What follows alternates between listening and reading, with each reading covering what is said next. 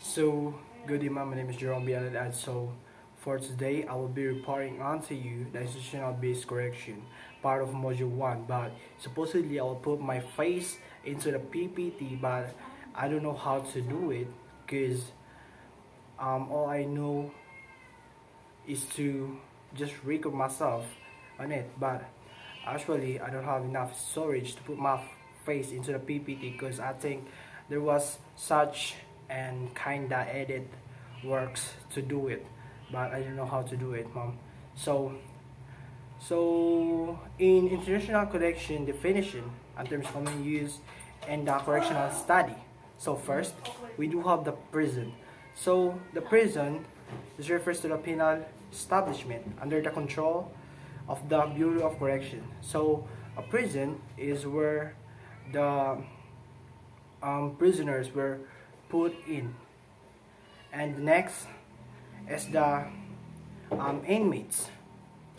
Yeah, in prison we put the inmates. So what is inmates?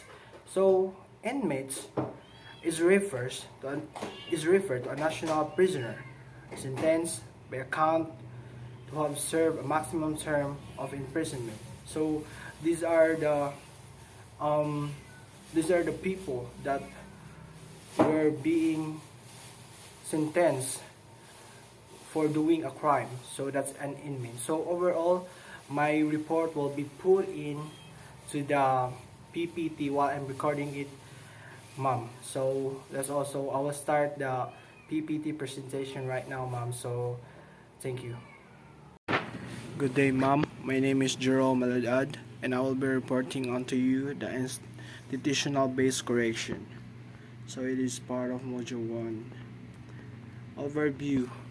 Institutional correction definition of terms commonly used in a correctional study.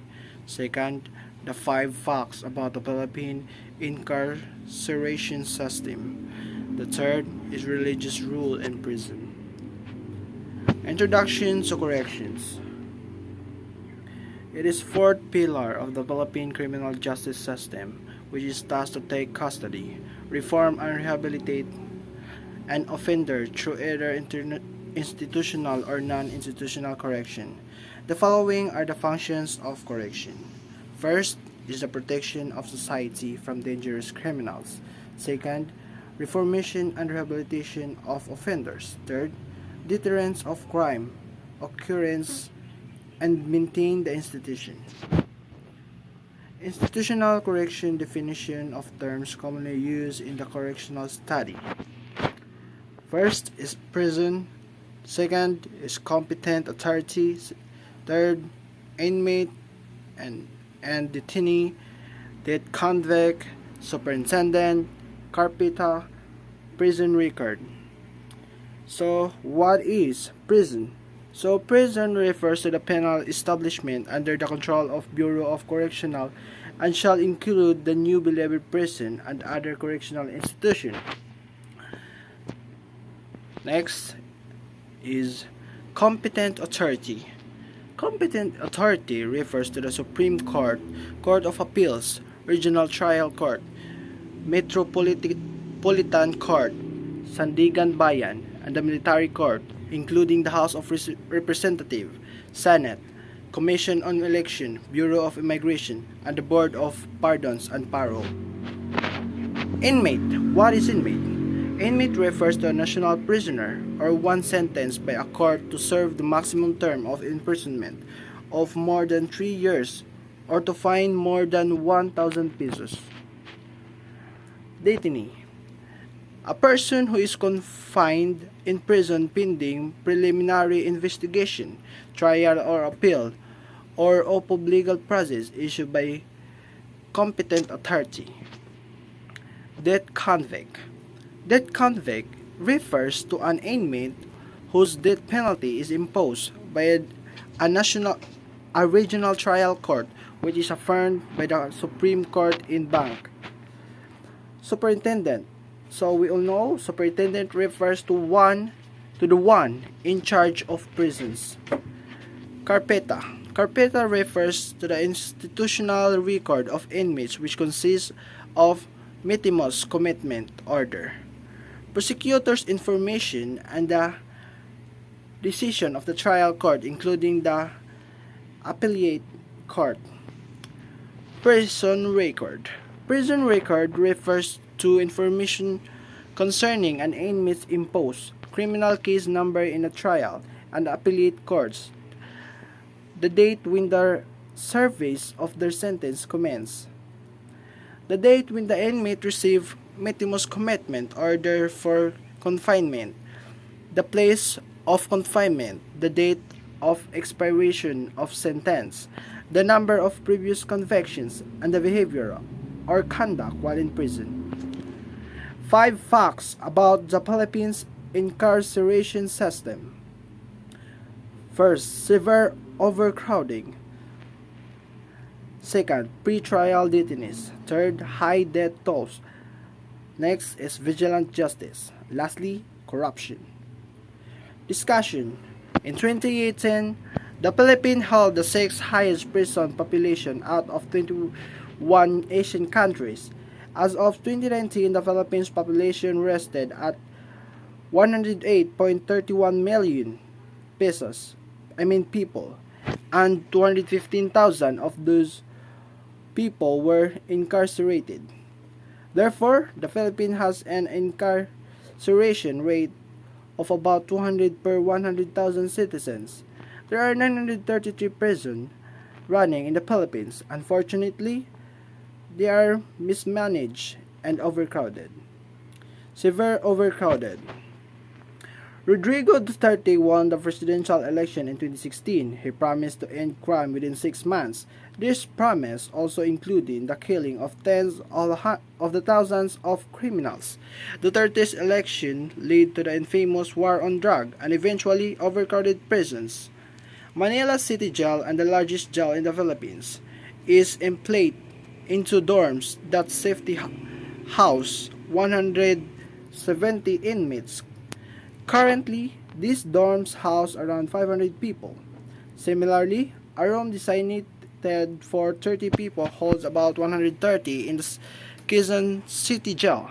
This severe overcrowding in prison leads to illness and death tolls in the thousands. Pre-trial court. According to the World Prison Brief, 75.1% of incarceration within the Philippines incarceration system are pre-trial. In 2018, 1,441 and 422 of 188,278 prisoners were pre-trial detainees. Unfortunately, many people are serving sentence without conviction. Pre-trial detention is found in judicial system all over the world. In countries like the Philippines, people may serve time that overweights their crimes. On average, prisoners in the Philippines are detained for 9 months without being sentenced. High death tolls. About 5,200 inmates die annually at the New Bilibid prison. According to Ernesto Tamayo, the hospital medical chief, these deaths are due to overcrowding, dirty living condition, and inmates' violence. In 2019 Philippine Senate hearing, Tamayo said that there were uncontrollable outbreaks of pulmonary tuberculosis, or TB. In addition to overcrowding, poor living condition, and inmates' violence, New Bilibid prison lacks nutritious food and basic health care. On account of this living condition, Tamayo reports that at least one prisoner dies at New Bilibid prison each day. Thankfully, politicians and prison employees are working to reduce overcrowding in the Philippine prison. Human rights advocates have also called for release of vulnerable inmates, hoping to protect them from poor living conditions. Vigilante justice. Duterte's war on drugs escalated during his presidency. Jobless citizens were recruited to kill anyone suspected of dealing, buying, or using drugs. This was one of few ways for some people to make money. Many homeless and impoverished people joined the vigilant teams. In 2016, Duterte told the public, "If you know of any addicts, go ahead and kill them yourself." Together, the Philippines police force and unidentified gunmen have killed 7,000 known drug dealers and users since Duterte's presidency in 2016. The Philippines' war on drugs has created the belief that extrajudicial violence and murder are necessary to fight crime, but the Human Rights Watch has turned the narrative around on Duterte. They are publicizing information about the vigilant justice in Philippines. Next is corruption. In August 2018, the public learned a former mayor may have been released from prison for good behavior. He was originally charged for rape and homicide in 1993. Similar stories of corruption in the Philippines prison continued to emerge. In September 2018, the Philippines learned that a woman was told her husband's sentence would be shortened if she paid 50,000 pesos. Later that year, senators stated that inmates could live like kings for a fee. This information led to further allegations. Prison workers and officials were taking bribes to bring the distribute contraband to inmates. The contraband in question included cigarettes, cell phones, and televisions. Supposedly, inmates can also pay for personal cook and nurses. Inmates who cannot afford a better life within the prison are stuck in overcrowded and dirty rooms. These inmates have a higher rate of becoming ill and of death. Now the corruption has been unearthed. Officials are taking steps to weed it out, one prison at a time. Religious rule in prison. Religious value in prison is often about the contribution to the individual growth of development of the particular inmate. The focus is to perceive rule of religious in helping lower the chances of recidivism among inmates.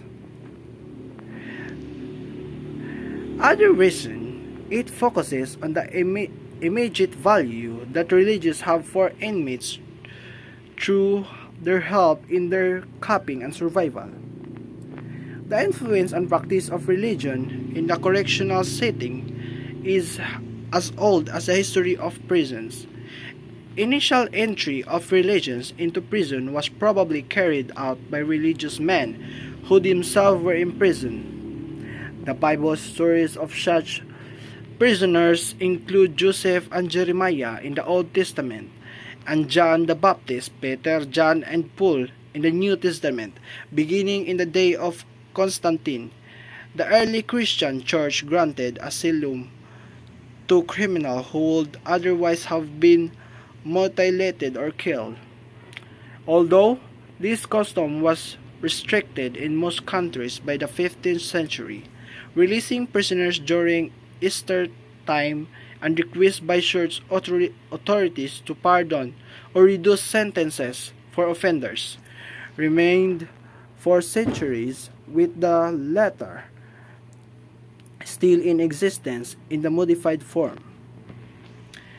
Imprisonment under search jurisdiction became a substitute for corporal or capital punishment. In medieval times, the Roman Catholic Church developed penal techniques later used by secular states such as the monastic seal that serve as a punishment place for criminal offenders. In 1593, the Protestant of Amsterdam built a house for correction for women and one for men in 1603. In Rome, what are now the Sisters of the Good Shepherd built correctional facilities for women, and in 1703, Pope Clement VI built the famous Michael Prison as house of correction for younger offenders with separation, silence, work, and play and prayer emphasized. As late as the 18th century, the Vatican prisons still serve as a model prison designed for Europe and America. Early settlers in North America brought with them the customs and common laws of England, including the pillory, the stocks, and the whipping post. During the 18th century, isolated offenders from fellow prisoners became the accepted correctional practice. It was thought that long-term isolation combined with in-depth discussion with clergy would lead inmates to repent or become penitent, sorry for their sin.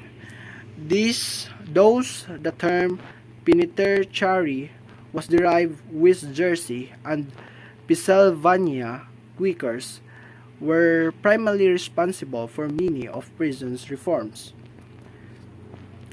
They developed the idea of substituting imprisonment for corporal punishment and combining the idea of the prison with the workhouse. The prototype of this regime was the Walnut Street Jail in Philadelphia that in style reflected the Quakers' belief in man's ability to reform through reflection and remorse.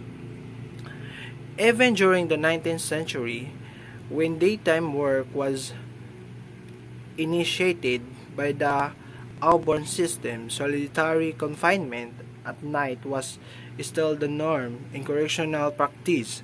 The first solitary confinement was true to serve the same repenting purpose as the older penitentiary. Belief in education as a tool for reducing criminal activity also associated in the growth of regional in prison.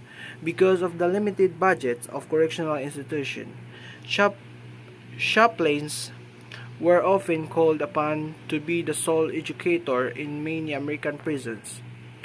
The schooling often consisted of the chaplain standing in the dark corridor with a lantern hanging from the cell bar while extolling the virtue of repentance.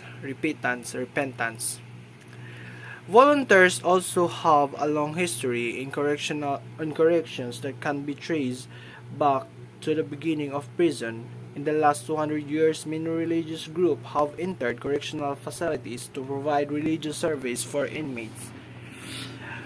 One of the most famous advocates for volunteers in corrections was Maud Ballington, Booth, the daughter-in-law of William Booth, who founded the Salvation Army. Today, volunteers are vital to religious programs, and without them, inmates' participation will surely be limited.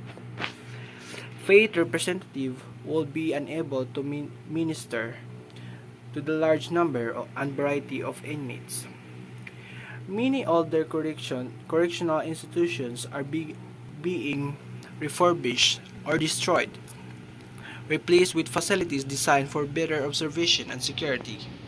Yet, the initial influence of religion on the philosophy and the design of the penitentiary will surely remain in correctional history.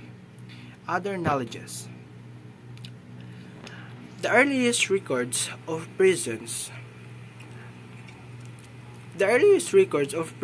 come from the first millennia BC, located on the area of mighty ancient civilization of Mesopotamia and Egypt. During this time, prisons were almost always stationed in the underground dungeons where guilty or suspected criminals spend their life either awaiting death sentence or a command to become slaves. Exceptions from the rule become from the home of modern democracy, Greece. Their prisoners were held in the poorly isolated building where they could often be visited by their friends and family. Primary source of their detention were not dungeons, high walls or bars, but simple wooden blocks that were attached to their feet. Ancient Roman Empire, however, continued to use harsher methods. Their prisons were built almost exclusively underground, with tent and claustrophobic passageways and cells. Prisoners themselves were held either in simple cells or chained to the walls, for life or for time. As slaves was accepted norms in those days, majority of prisons that were not sentenced to death were sold as slaves or used by the Roman government as workforce. One of the most famous uses for slaves in Roman Empire was as gladiators. In addition to fighting the arena, many slaves were tasked as a support workforce that enabled smoother run for the popular gladiator business. The most famous gladiator battleground, the mighty Colosseum Arena in Rome, had a slaves army of 224 slaves that worked daily as a power source of the complicated network of 24 elevators that transported gladiators and their wild animals opponents from the underground dungeons to the arena floor. The condition in the European prison. The condition in the European prison remained harsh until English royalty started being more involved with their justice system. Henry II commissioned the instruction of first prison in 1166, together with the first draft of English legal system that used concept of jury. One of the most historic prison legislations was introduced in 1215 when King John signed Magna Carta, which stated that no man could be imprisoned without trial. With the rise of industry between 16th and 18th century, English prison becomes overcrowded, and new penal measures started being implemented: military pardon and penal transportations. France even continued their practice of penal colonies until the middle of 20th century. And Russia also used remote penal colonies in the frozen northeast Siberia. The age of modern prison that we know today. The age of modern prison that we know today started with the several prison reforms in 19th century England. During that time, prisoners started receiving more care. Concept of rehabilitation was introduced and governments around the world. Wars that engulfed the world in the beginning of 20th century brought the formation of large amount of war prison camps and concentration camps. Most famous examples of those type of prison happened during World War II, when Nazi government formed over 300 detention centers in which political components, Jews, Gypsies, criminals, and others of detained without judicial process. Majority of them was eventually killed on an unpredicted massive scale that is today estimated to be between 11 and 17 million people. During the end of 20th century, modern prison system was finalized. Concept of probation service was introduced in 1991. The 3 years before that, first prison intended solely for the holding of inmates in permanent isolation was formed.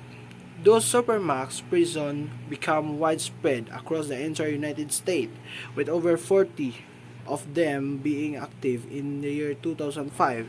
Inmates in those prisons are held in the 23 hours long period of cell isolation with accusation, communal yard time, work, educational programs, and meal in cafeteria.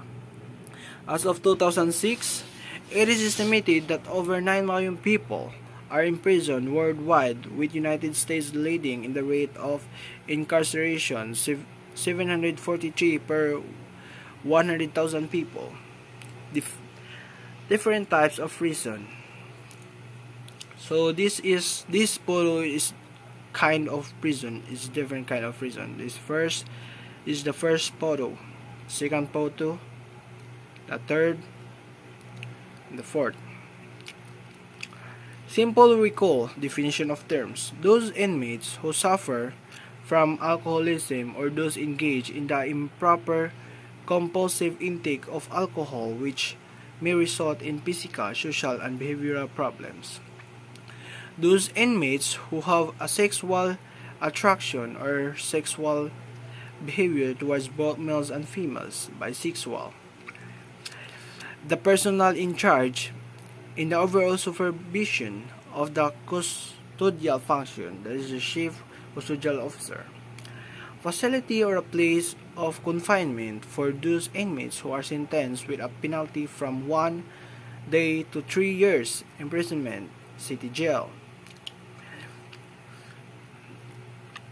Clustering of jails. The designation of municipal or city jail as a facility for one or more adjacent municipalities in order to maximize the utilization of personnel and other resources. The host city or municipality is named as the district to accommodate inmates from their municipalities clustered to it. Next is correctional administration.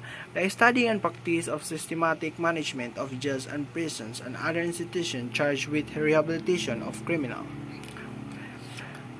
District jail, a facility or a place of confinement for inmates coming from a city or clustered municipalities who are waiting or undergoing trial for serving sentence of 1 day to 3 years.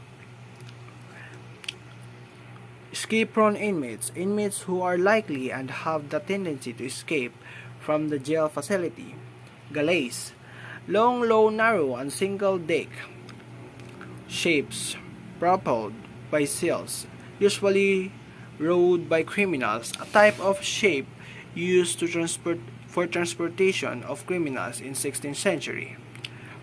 Jails, the description given to pre-trial detention facilities operated by English settlers in England during the 18th century. High-profile inmates, those who are not necessarily charged with heinous crimes but are prominent figures in society or public figure. Those cases have drawn public interest. It is the high-profile inmates. And that's all. Thank you.